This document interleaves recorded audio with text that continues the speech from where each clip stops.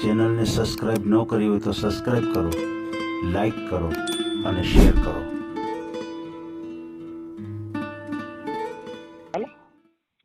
હાલો સાહેબ ગણપતભાઈ બોલો. બોલો બોલો ગણપતભાઈ. કેમ છે તબિયત ભણે? અરે હાઈ ક્લાસ હાઈ ક્લાસ. હવે એમાં એવું હતું, આપણે જે કાલે સાંજે વાત કરી હતી ને એમાં વિડીયો મેકવો છે. હા હા તો આપણે તમે તમારી રીતે બોલીને વિડીયો મેકી દેશો કે મારે માહિતી આપવી પડશે? એમાં એવું છે, તમે બોલો એ વધારે સારું છે ને, અનુકૂળતા છે ને. બરોબર, અચ્છા. હમ. કાંઈ નહીં, ચાલો ને આપણે મેકી આપો ને વિડીયો. વાત થઈ હતી કે નહોતી થઈ? વાત કેટલી વખત થઈ ગઈ? કાલ સાંજે વાત થઈ ગઈ હતી. એની ઓડિયો મૂકવા માટે આપણે વાત થઈ હતી. હા, ઓડિયો મેકવા આની પહેલા એક વખત વાત થયેલી, પછી મેં કીધું હું પછી કોલ કરીશ. સમજે ગયેલા.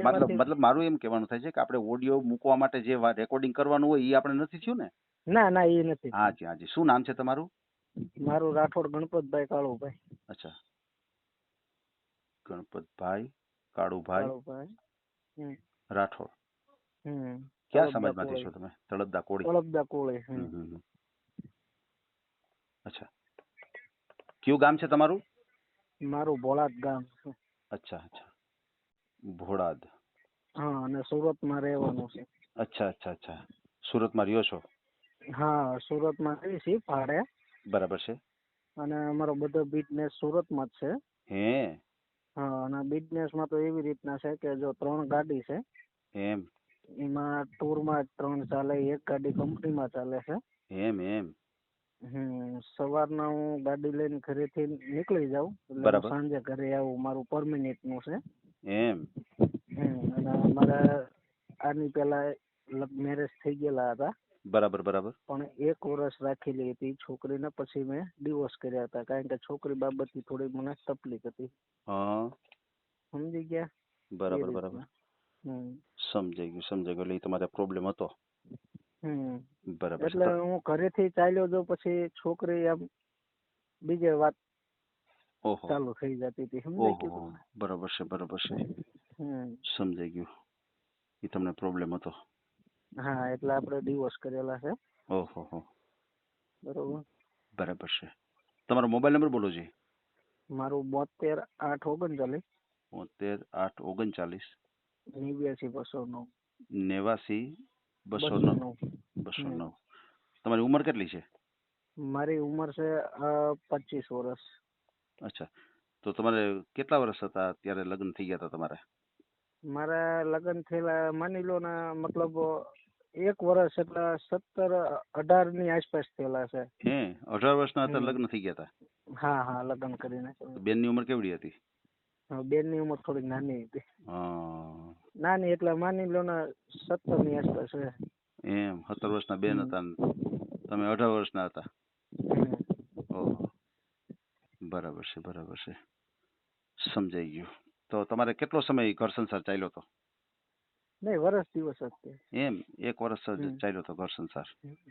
બરાબર. કઈ બાળકો કઈ નહોતું ને? નહીં, કોઈ વસ્તુ. બરાબર છે. તો અત્યારે તમે ગાડીનો વ્યવસાય કરો છો, તો એની અંદર કઈ રીતનું, એમ કે આ જે ટૂર કરો છો કઈ રીતનું ગાડીઓ? એટલે હવે એમાં 2 ભાઈ છીએ અમે. બરાબર છે. અમે 2 ભાઈ જ ધંધો કરીએ છીએ મળી. બરાબર છે.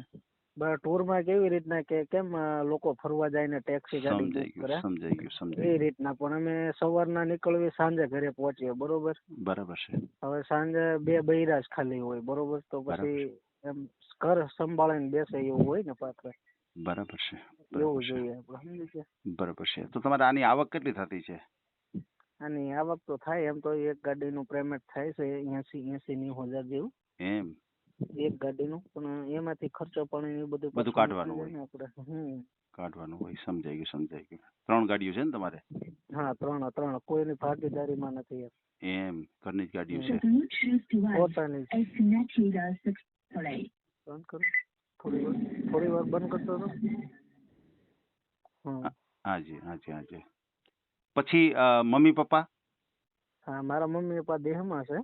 એમ? હા, એ જમીન ખેડાય એમ. અચ્છા, તો જમીન પણ છે? હા, જમીન એટલે અમારી તો ખાલી 2 વીઘા જ છે.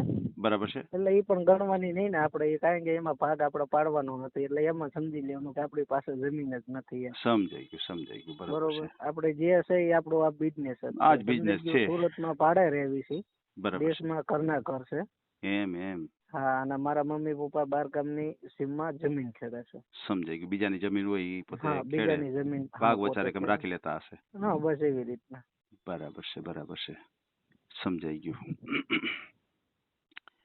ઓકે કોઈ વાંધો નહીં. બીજી તમારે કઈ શરીરમાં કઈ તકલીફ? નહીં, કોઈ વસ્તુ નહીં. કોઈ તકલીફ નહીં. બરાબર છે. હમ. સમજાઈ ગયું. એટલે આ જે તમારે પાત્ર હતું તો એની અંદર તમારે થોડોક આ પ્રોબ્લેમ થતો કે બીજા પુરુષ સાથે એમાં ફોન એવી ઉપર વાત રીતના હાલતી હતું સાહેબ, જો હા એમાં એવું હતું મારે હતી. કે ભાઈ હું ઘરેથી બહાર નીકળી જાઉં એટલે મારું ઘર શાંતિથી વ્યવસ્થિત સચવાયેલું હોવું જોઈએ એમ. હા બરોબર છે. કારણ કે મારા ઘરમાં જો પૈસા દાગીના બધું જ એમ નામ રખડતું હોય. ઓહો બરાબર છે. બરોબર. સમજાઈ આપણે કાંઈ કામકાજ કરાવવાનું નથી, બરાબર ખાલી છે. ઘરનું કામકાજ કરે એટલે ઘણું. અચ્છા. બાકી બારે ક્યાંય કામ આપણે જવાનું નથી, બરાબર છે. ખાલી ઓનલી ફોર ઘરનું જ તે. બરોબર છે. સરસ. ના, બહુ સારી વાત છે. હા, એટલે હું તમને એમ કહેવા માંગતો હતો, તમારા જે પેલા જે વાઈફ હતા એના વિશે તમને કહેવા માંગતો હતો કે ભાઈ ઈ વ્યક્તિ હતા તો એને બીજા પુરુષ સાથે ફોન ઉપર વાત કરતા એવી રીતે તમને પ્રોબ્લેમ થયો. હા, અને આપણે તમને એના વિશે બધું જાણ આપણે થઈ. એમની સામે, એમના મમ્મી પપ્પા સામે જ બધું આપણે આ બધું ખુલ્લું કરી દીધેલું. ખુલ્લું કરી દીધું. બરોબર. કારણ કે હવે ઈ છોકરી મને એ લોકો એમ કહેતા કે જમાઈ રાતે 10 વાગે ઘરે આવે કે રાત્રે 12 વાગે આવે, તો જો હું તો પુરુષ છું. બરોબર. બરાબર છે. તો ઘર સંસાર ચલાવવા માટે તો હું સવારનો બહાર નીકળ્યો એટલે રાતે હું ગમે ત્યારે આવું. બરાબર છે. હા, ઘરમાં તમારે કઈ ખટતું કરતું હોય તો એ જિમ્મેદારી મારી બને. બરોબર. બને.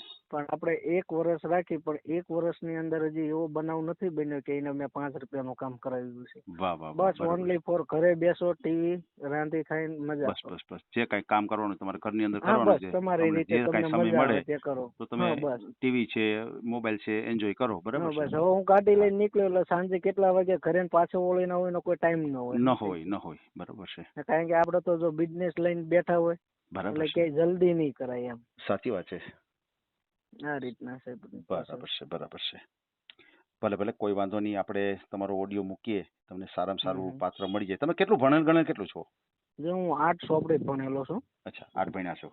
હા, 8 પાસ છું ખાલી. બરાબર છે. બીજા તમારા જે બીજા ભાઈ છે, મોટા ભાઈ, એના મેરેજ થઈ ગયા છે? હા, એમના મેરેજ થઈ ગયેલા છે. બરાબર છે. બંને ભાઈઓ સાથે જ છે ને?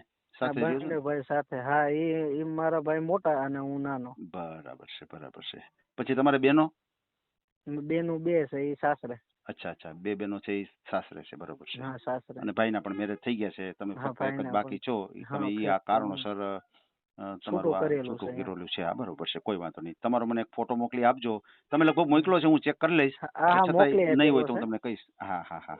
ઓકે, મોકલી. અને ખાસ કરીને ફ્રોડ કોલ થી સાવધાન રહેજો. ક્યાંય ફ્રોડ કોલ આવે, પૈસા ટકાની માગણી કરે તો ક્યાંય પૈસા ટકાનો કોઈ સાથે તમે વ્યવહાર નહીં કરતા.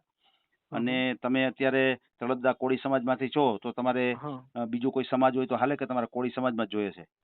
જો આપણે એમાં બીજા સમાજની કોઈ ગરીબ છોકરી હોય તો પણ ચાલે. બરાબર છે. પણ મતલબમાં આમ દલિત સમાજ છે કે એમ બીજો કોઈ એ સમાજ નહીં, થોડોક આ ડાભી છે, કોળીમાં આવતા હોય ને. બરાબર છે. ચાલે આપણે એમ. ઓકે. ગરીબ છોકરી હોય તોય ચાલે, પણ આપણે કોઈ દિવસ કોઈ હેરાનગતિ ન થવું પડે, છોકરી દુખી ન થવી પડે એમ. સમજાય? તમારી વાત સાચી છે. વ્યવસ્થિત તમે જવાબદારી લ્યો છે કે કોઈ દીકરી દુખી નહીં થાય તમારા ઘરમાં આવવાથી. મારા ઘરમાં દુખી નહીં થાય. બહારનું કોઈ કામ કરવાની એને જરૂર નથી. ફક્ત ખાલી ઘર સંભાળી લે. હા, ઘર સંભાળી કામ કરવા માટે તમે છો જ. હા, અમે છો જ કામ કરવા માટે. બરાબર છે. હવે કોઈ છૂટું થઈ ગયેલું પાત્ર હોય, એવું પાત્ર હોય તો હાલે ખરું?